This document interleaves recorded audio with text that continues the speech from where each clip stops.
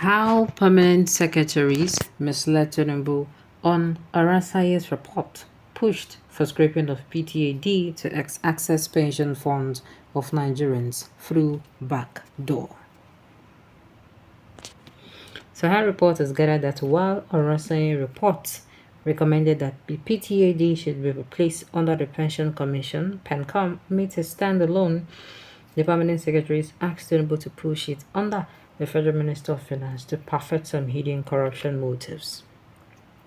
The body of 7 federal permanent secretaries who met with President Bola Tinubu last Thursday gave a recommendation on the pension at traditional arrangements Directorate PTAD, different from what is contained in the Stephen Orasoye's report, Sahara Reporters has learned.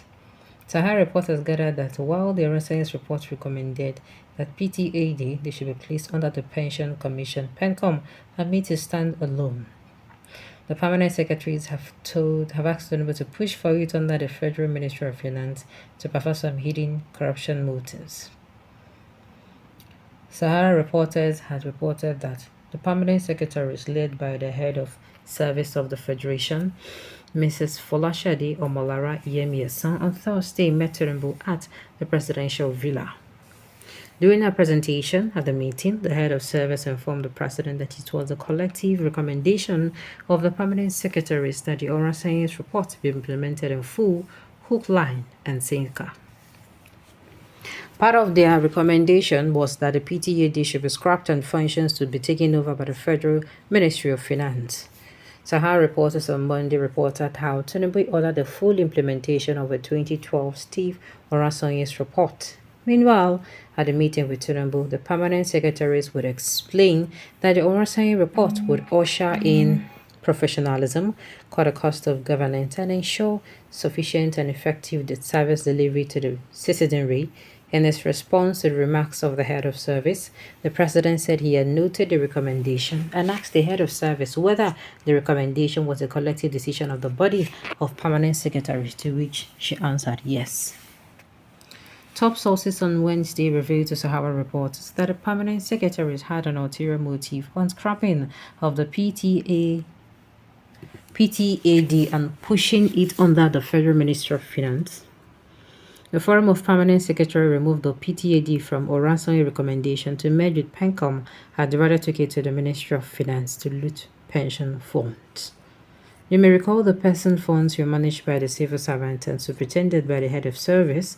In order to stop the corruption, the government of Goodluck Jonathan took the bull by the horns by creating PTAD through the PRA Act 2007, was one of the top sources said.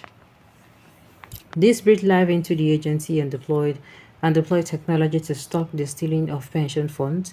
The secret servants kept fighting the agency because they were looking for posting to agencies with huge funds, and they chose PTAD.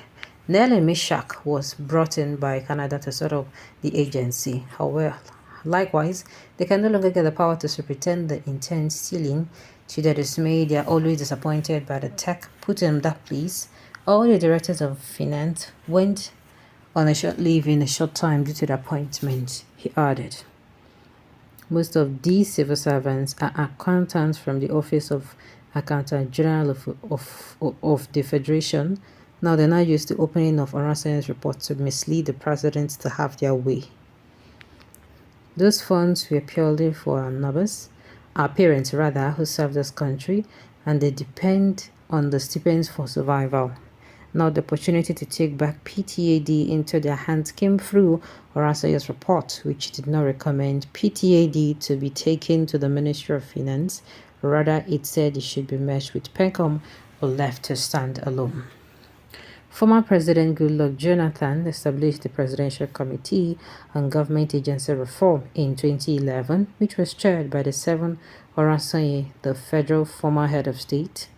In terms of reference, he has included, among other things, reviewing the enabling identities and mandates of all federal agencies, parastatals, and commissions to identify areas of chop or duplication of funds. Areas of overlap or duplication of funds. The committee had recommended reducing 263 statutory agencies to 161, abolishing 38, merging 52, and reverting 14 to the department in ministries.